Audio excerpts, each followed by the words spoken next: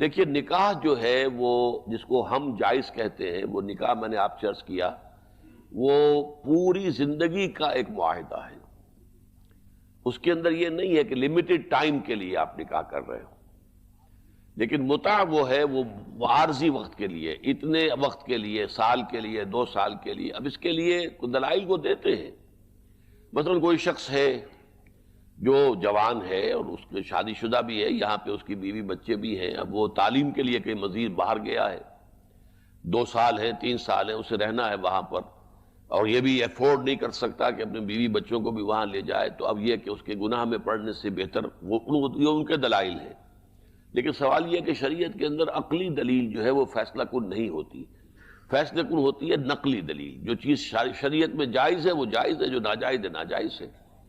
تو یہ جو نکاح موقت تھا، اگر لفظ متع استعمال نہ کیا جائے تو اس کو کہتے ہیں نکاح موقت، یعنی ایک خاص وقت کے لیے، 2 سال، 3 سال، 6 مہینے، تھوڑا وقت بھی ہو سکتا ہے، اس کے لیے متع کر لینا۔ لیکن اس سے پھر لوگوں نے آگے نکال کر یہ جو کچھ ہیرا منڈی میں ہوتا ہے اسے بھی متع قرار دے دیا ہے کہ یہ بھی متع ہے، چلیے ایک رات کے لیے متع کیا ہے تو یہ اس سے جو ہے یہ سارا کا سارا جواز پیدا کر لینا، یہ یقیناً وہ یہ اہل تشیع کے نزدیک بھی غلط ہے۔ لیکن یہ کہ وہ تو پھر جب کسی قانون کو آپ نے جا کر تماشا بنانا چاہیں تو میں نے پہلے بھی مثالیں دی ہیں، طلاق کے معاملے میں بھی تماشا بن سکتا ہے، خذوا قرآن میں الفاظ آئے ہیں۔ تو یہ متع جو ہے یہ ان کے نزدیک ایک نکاح ہے معین وقت کے لیے۔ اسلامی شریعت میں اہل سنت کے نزدیک یہ حرام مطلق ہے، اس کو اللہ کے رسول نے حرام قرار دے دیا تھا۔ نکاح ایک ہی ہے، وہ وہی ہے کہ ساری عمر کے سنجوگ بعد میں نہیں کسی وجہ سے بنی اور طلاق ہو جائے، لیکن نکاح کے وقت جو ہے اس نکاح کا صحیح ہونا ہی اس کے ساتھ مشروط ہے کہ نیت ہو پوری زندگی کا نباہ کرنے کی۔ اور دوسری جو ہے وقتی یا عارضی جو نکاح ہے وہ اسلام میں اہل سنت کے نزدیک حرام ہے۔ البتہ اس کی حرمت کا علم جو ہے عام طور پر زیادہ شائع نہیں ہوا تھا، تو حضرت عمر کے زمانے میں پھر سختی سے زنا کے قریب تک نہ پھٹکو، یعنی جدید نفسیات کا بابا آدم مانا جاتا ہے فرائڈ، اور فرائڈ کے نزدیک انسان کے محرکات عمل میں سب سے زیادہ طاقتور، سب سے زیادہ پوٹنٹ سیکس ہے۔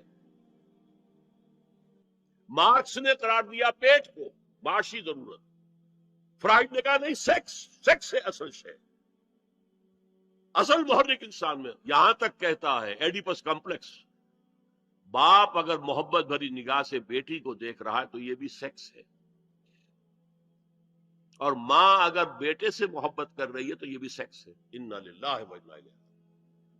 ان کمبختوں کا اصل یہ معاملہ ہے کہ ایک شے پر نگاہ جم گئی تو سب کچھ اسی کے گرد گھما دیا، ورنہ بات غلط نہیں ہے۔ Sexual motive one of the most important motives, no doubt about. اگر یہ نہ ہو، اگر عورت میں مرد کے لیے اٹریکشن نہ ہو، اگر عورت کو مرد کی احتیاج نہ ہو تو تمدن ختم ہو جائے۔ کون شادی کا کھکیڑ مول لے گا؟ ایک پیٹ پالنا اور ہے، خاندان کی ذمہ داری اور ہو جائے گی۔ یہ اس قدر زبردست جو ہے یہ موٹیویشن ہے، اندر سے جذبہ ہے اور اٹریکشن ہے شدید۔ اس اعتبار سے یوں سمجھیے جتنا زوردار گھوڑا ہو اتنی ہی زوردار لگام چاہیے اگر ڈسپلن میں رکھنا چاہتے ہیں۔ لہذا اس سیکس کو ڈسپلن میں لانے کے لیے کہ قانونی تعلق ہو ایک مرد اور عورت کے درمیان، ازدواج ہو، شادی ہو جائے، یا دوسرا راستہ وہ بھی تھا جو آج کل نہیں رہا، باندھی ہو کسی کی، مل کے یمین ہو، ان کے اندر سیکشول انٹرکورس جو ہے وہ ہو اور اس سے باہر نکل بھی نہ جائے۔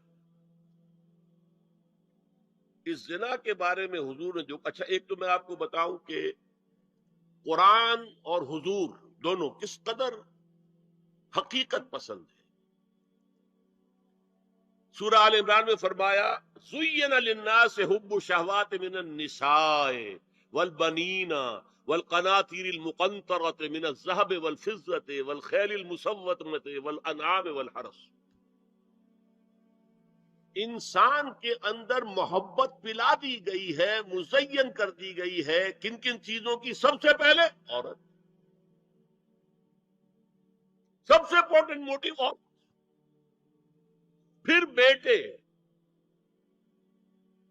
پھر ڈھیروں مال، سونا چاندی، آلہ گھوڑے نشان زدہ، اور مال مویشی اور کھیتی، لیکن سب سے پہلے عورت۔ زین للناس حب الشہوات من النساء والبنین والقناطیر المقنطرة من الذهب والفضة والخیل المسومة والانعام والحرث۔ اسی طرح دیکھیے حضور صلی اللہ علیہ وسلم فرماتے ہیں، یہ مسند احمد میں بھی حدیث ہے اور حاکم اور بیہقی نے بھی، عن انس ابن مالک رضی اللہ تعالی عنہ قال قال رسول اللہ صلی اللہ علیہ وسلم حبب الی النساء والطیب وجعلت قرۃ عینی فی الصلاۃ۔ اس تمہاری دنیا میں سے مجھے 3 چیزیں محبوب کر دی گئی۔ حبب الی، نمبر 1 نساء۔ کوئی جھجک کی ہے آپ نے بیان کرنے میں؟ ہم شاید یہ جملہ کہتے ہوئے جھجکیں گے، اللہ کا رسول نہیں۔ حقیقت ہے اس کا اعتراف کرو، بہت مضبوط موٹیو، اس میں کوئی شک نہیں، کوئی شک نہیں، کوئی شک نہیں۔ حبب الی النساء والطیب، خوشبو، وجعلت قرۃ عینی فی الصلاۃ، اور میرے آنکھوں کی ٹھنڈک نماز میں ہے۔ اسی طرح خود قرآن میں سورہ احزاب میں جب حضور سے کہا گیا کہ اب بس جتنی شادیاں ہو چکی تھیں آپ نے کر لی ہے، اب آئندہ نہ کیجیے، وہاں بھی صاف الفاظ آئے ہیں، اللہ کو بھی واللہ لا یستحی من الحق، اللہ کو حق بات کہنے میں کوئی حیا یا کوئی جھجک نہیں ہے۔ وَلَوْ أَعْجَبَكَ حُسْنُهُنَّ، اے نبی چاہے عورتوں کا حسن جو ہے وہ آپ کو بھلا لگے، لیکن اب آئندہ شادی نہیں۔ یہ میں تائید کر رہا ہوں فرائڈ کی، اس گدھے نے جو آگے تک پہنچا دیا ہے معاملہ وہ ہے غلط۔ بنیادی بات صحیح ہے، قرآن مجید کے مطابق ہے کہ سیکس موٹیو بہت سخت ہے، بہت زوردار ہے۔ اب زنا جو ہے اس کے لیے حضور نے جو کچھ فرمایا وہ سن لیجئے۔ عن ابن عباس قال ما رأيت شيئا اشبه باللمم مما قال ابو ہریرہ عن النبی صلی اللہ علیہ وسلم۔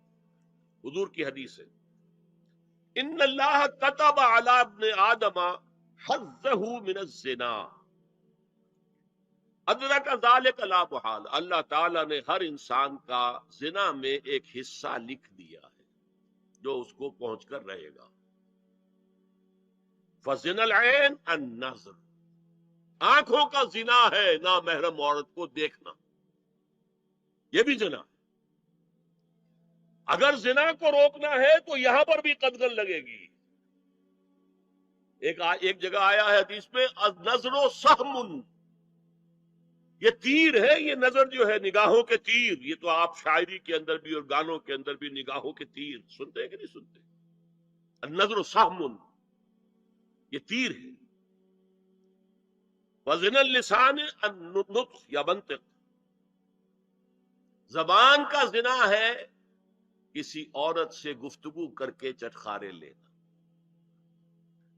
عورت کی آواز میں بھی ایک لوچ ہے، حسن ہے، اللہ تعالیٰ نے اسے سراپا ایسا بنایا کہ مرد کے لیے اس کی ہر شے کے اندر اٹریکشن ہے، اس کی آواز میں اٹریکشن ہے۔ والنفس تمنا و تشتہی، اور باقی رہ گیا نفس